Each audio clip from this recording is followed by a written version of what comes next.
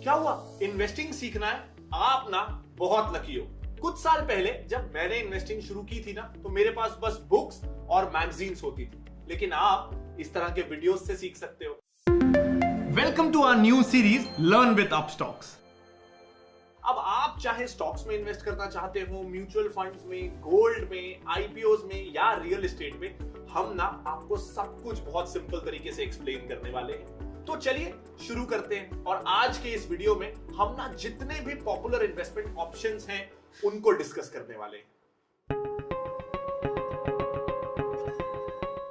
किसी ने सच ही कहा है, wealth is not built by saving, it is built by compounding. अक्सर हम लोग सोचते हैं कि काश अपने सेविंग्स अकाउंट में या कैश के रूप में कुछ बचत कर लेते हैं जो बुरे वक्त में या रिटायरमेंट में काम आएगी, लेकिन हम लोग ये अक्सर भूल जाते हैं कि पैसों को कैश के फॉर्म में सेव करने से ना उनकी वैल्यू कम हो जाती है।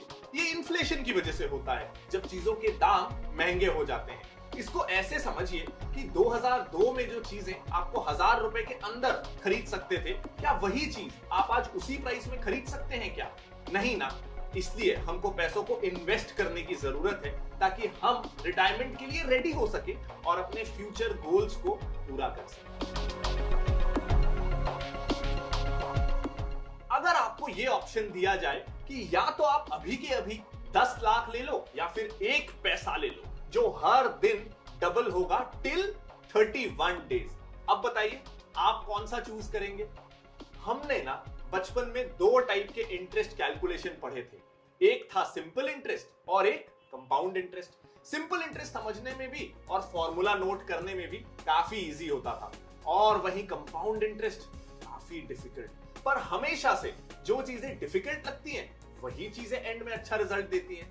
कैसे? तो आइए समझते हैं एक इंपॉर्टेंट कंसेप्ट को जो मैजिक की तरह काम करता है, पावर ऑफ कंपाउंडिंग। तो अगर आपने 10 लाख रुपए लम सम चूज किया होता तो आपका ना 90 लाख का लॉस हो गया होता, और अगर आप 1 पैसे को, जो कि हर दिन डबल होगा टिल 31 डेज के ऑप्शन को चूज करते, तो आप करोड़पति बन जाते। जी हां, सही सुना आपने।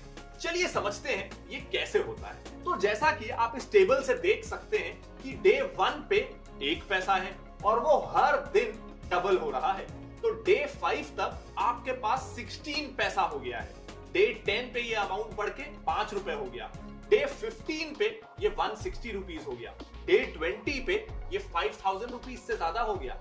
डे 25 पे अब आपके पास 1.5 लाख रुपए से ज्यादा है, और फाइनली 31st डे पे मैजिकली आपके पास अब 1 करोड़ रुपए है। शॉकिंग ना? जब पहली बार मैंने ये देखा था ना, मुझे बहुत शॉक लगा था।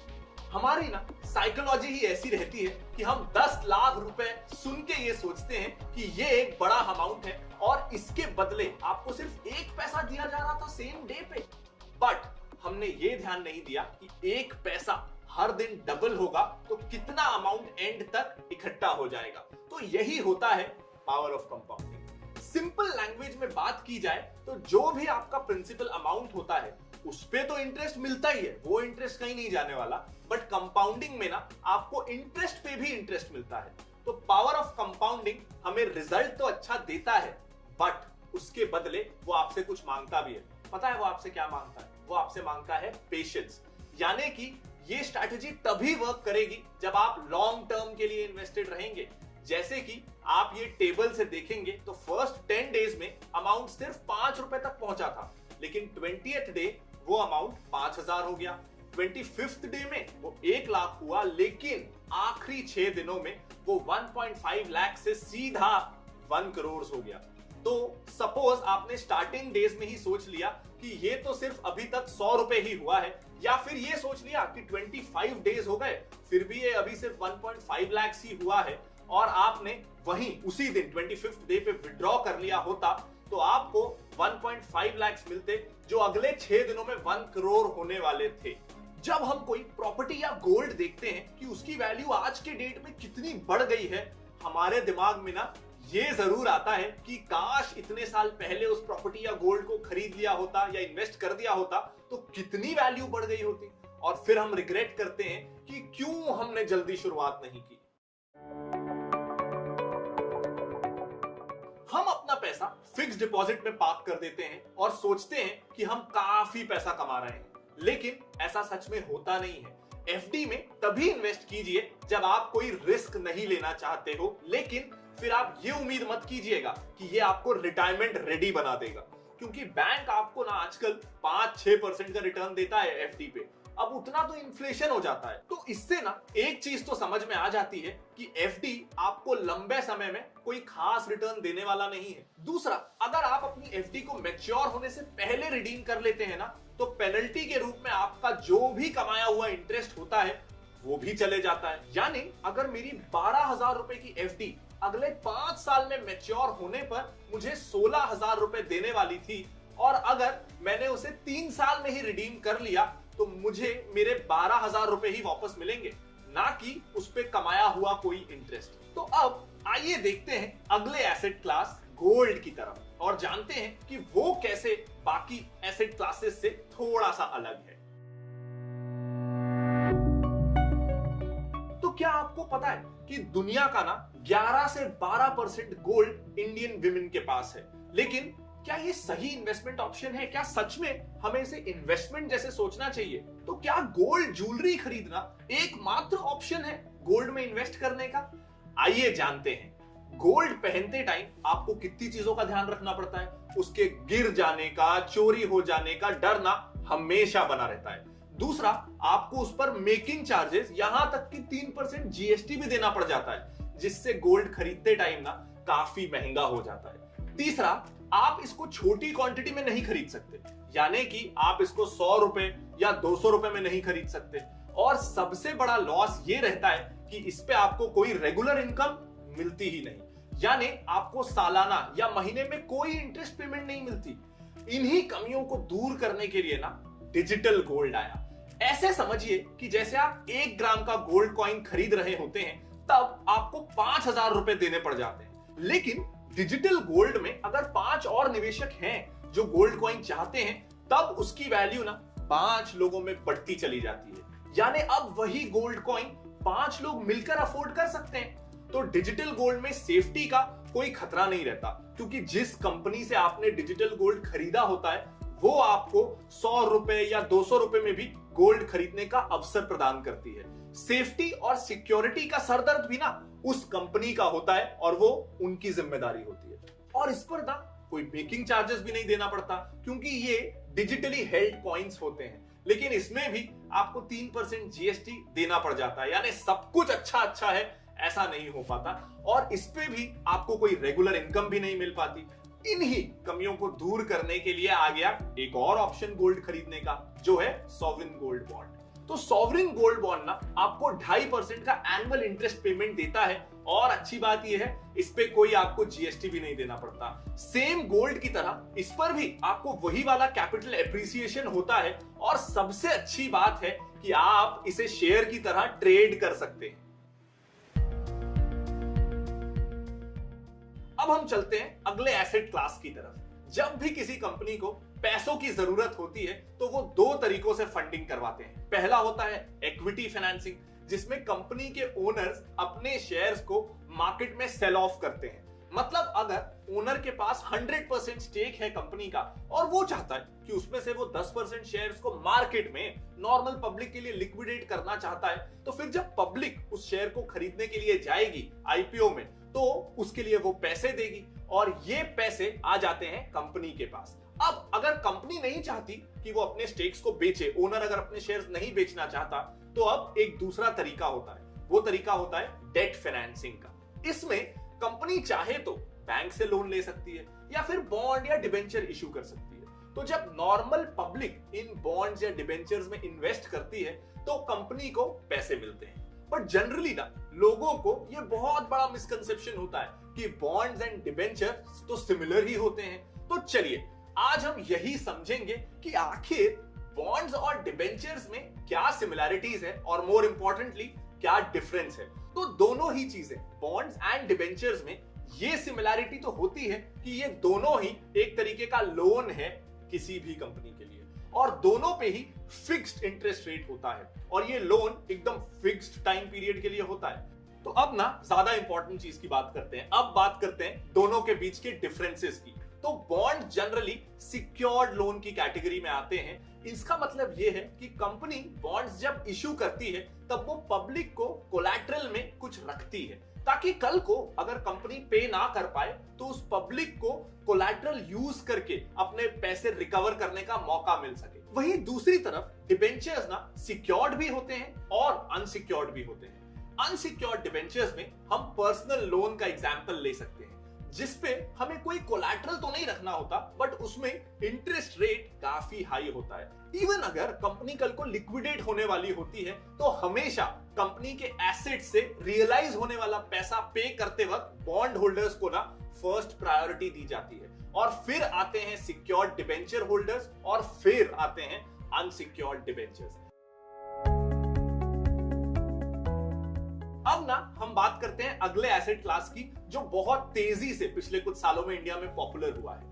जनरली हम जब म्यूचुअल फंड्स में इन्वेस्ट करते हैं तो हमें यह लगता है कि हम सिर्फ शेयर बाजार में निवेश कर रहे हैं, बट ऐसा है नहीं। हम म्यूचुअल फंड्स के through gold, real estate, debt instruments and equity में भी इन्वेस्ट कर सकते हैं। तो ये चारों में आप म्यूचुअल फंड के जरिए इन्वेस्ट कर सकते हैं। लेकिन ज्यादातर म्यूचुअल फंड में रिस्क और रिटर्न की जब बात होती है तो लगता है कि रिस्क ज्यादा है, वोलेटिलिटी ज्यादा है, तो रिटर्न भी ज्यादा है, थोड़ा ऊपर नीचे हो सकता है। तो ये सारी चीजों की बात होती है इक्विटी म्यूचुअल फंड्स के कंटेक्स्ट में, यानी शेयर बाजार में जो एमएफ पैसा लगाते हैं उसके कंटेक्स्ट में। अब जानते हैं कि ये म्यूचुअल फंड्स जो है ना, ये वर्क कैसे करते हैं। जब अगर आपको 20,000 रुपए लगाने हैं और आप खुद इन्वेस्ट करना चाह रहे हैं, या फिर एडवाइजर के थ्रू, और उन्होंने आपको बोल दिया है कि एमआरएफ या पेज इंडस्ट्रीज या और किसी कंपनी का शेयर ले लो, तो अब ये एक एक शेयर ही ना 80,000 का है, तो वो एक शेयर ही आपके 20,000 के बजट के ऊपर हो जाता है। अब आपको तो लगाना ही 20,000 रुपए है, तो आप कैसे खरीदेंगे एमआरएफ जैसे शेयर को? आप नहीं खरीद पाएंगे। तो ये एक प्रॉब्लम है डायरेक्ट या फिर एडवाइजर्स के थ्रू जाने में। लेकिन म्यूचुअल फंड क्या करता है? म्यूचुअल फंड आपसे 500 रुपए लेगा और किसी और से वो 500 रुपए और लेगा, और ऐसे रेस हो गए कई लोगों से 50,000 रुपए। मान लीजिए 100 लोगों से म्यूचुअल फंड ने 500 रुपए ले लिए, और ऐसे कुल मिला के म्यूचुअल फंड के पास आ गए 50,000 रुपए। अब उसने 2 शेयर खरीद लिए पेज इंडस्ट्रीज के। तो अगर आप अकेले होते तो आप पेज इंडस्ट्रीज का शेयर तो खरीद नहीं पाते, वो आपके बजट के ऊपर हो जाता। लेकिन अब आपके जैसे 100 और लोग मिल गए और सबने मिलके पेज इंडस्ट्रीज के 2 शेयर्स ले लिए। अब 100 लोग हैं लेकिन शेयर्स तो 2 ही हैं, तो वो बटेंगे कैसे, स्प्लिट कैसे होंगे? तो इसके लिए एमएफ वो 2 शेयर्स खुद खरीद लेगा म्यूचुअल फंड अपने नाम पे, और आपको ना वो शेयर्स नहीं देगा, वो म्यूचुअल फंड के यूनिट आपको देगा। यानी कि मान लीजिए कि 25-25 हजार के 2 शेयर्स खरीदे गए, तो 50,000 का टोटल इन्वेस्टमेंट हुआ। अब 100 लोगों ने वो पैसा लगाया था, तो आपको वो फंड 500 रुपए का एक एक म्यूचुअल फंड यूनिट दे देगा, ताकि आप सब कलेक्टिवली मिलके वो 2 शेयर्स के को होल्डर्स या को ओनर्स बन जाए। तो म्यूचुअल फंड ये काम करता है कि थोड़े पैसों में आपको ज्यादा कंपनी में इन्वेस्ट करने का मौका देता है, जो आप डायरेक्ट अगर इन्वेस्ट करते ना तो आप नहीं कर पाते। अब ये म्यूचुअल फंड करता कैसे है? वो ना एक फंड मैनेजमेंट कंपनी बनाता है जिसे एएमसी कहा जाता है। वो कंपनी एक फंड को लॉन्च करती है, फिर लोगों से पैसे मंगाती है कि मान लीजिए उन्होंने एक मल्टी कैप फंड लॉन्च किया है, तो ये फंड हर तरह की छोटी और बड़ी हर टाइप की कंपनी में इन्वेस्ट करेगा। तो हमारे पास ये एक्सपर्ट्स हैं जो आपका पैसा मैनेज करेंगे, इनका ये ट्रैक रिकॉर्ड है।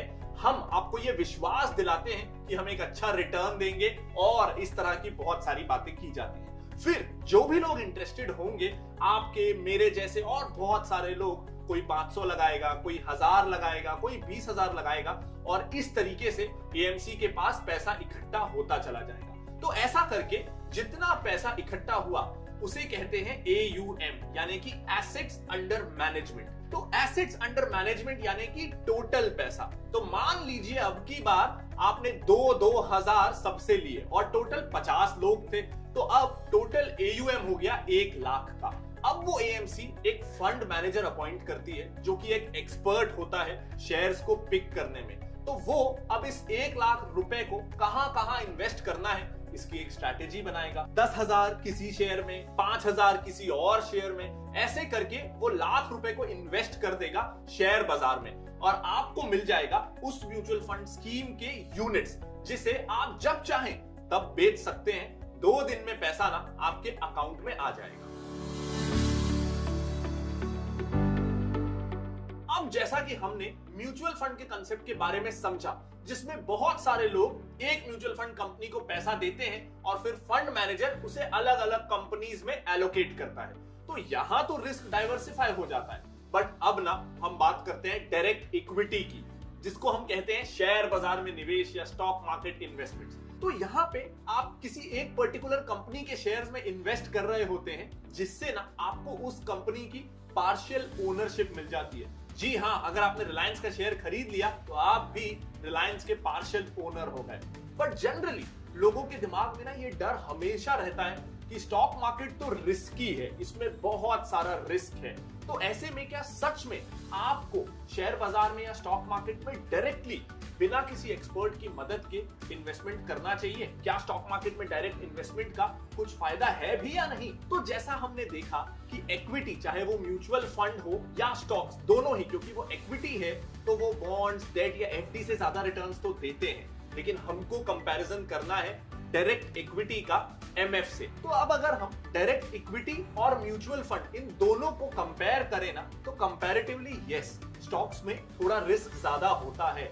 बट वहीं अगर आप शेयर चूज करते हैं तो रिटर्न्स भी उतने ही अच्छे होते हैं जैसा आपने शेयर चूज किया है उसके हिसाब से। यहाँ पे ना रिटर्न्स आपके हाथ में होते हैं। इवन स्टॉक्स में आपको एमएफ से ज्यादा कई बार लिक्विडिटी भी मिल सकती है, क्योंकि अगर आपके मान लीजिए म्यूचुअल फंड में 20 स्टॉक्स हैं, जिसमें से आप किसी 2 स्टॉक में इन्वेस्ट नहीं करना चाहते, तो स्टॉक्स में आपके पास ये ऑप्शन है कि आप उन 2 स्टॉक्स को मत खरीदो। अगर आप म्यूचुअल फंड में इन्वेस्ट कर रहे हैं तो फंड मैनेजर ने आपका पैसा जिस स्टॉक्स में लगा दिया, अब हो सकता है उसने 10 स्टॉक्स पे पैसा लगाया जिसमें से 2 आपको पसंद नहीं है, तो आप कुछ नहीं कर सकते। आपको वो 10 स्टॉक्स में ही आपका पैसा लगा है और वही आपकी किस्मत है। बट वहीं अगर आप जब डायरेक्टली स्टॉक्स में इन्वेस्ट कर रहे हैं, तो कब किस शेयर से निकलना है, कब पूरा बाजार से ही निकल जाना है, कब किस शेयर में पैसा लगाना है, ये टाइमिंग पूरे आपके हाथ में होती है। तो डेफिनेटली रिस्क ज्यादा है क्योंकि डिसीजंस आप ले रहे हैं, लेकिन अगर आपको नॉलेज अच्छी है तो रिटर्न्स भी ज्यादा मिल सकते हैं। कंडीशन ये है कि आपको नॉलेज होनी चाहिए।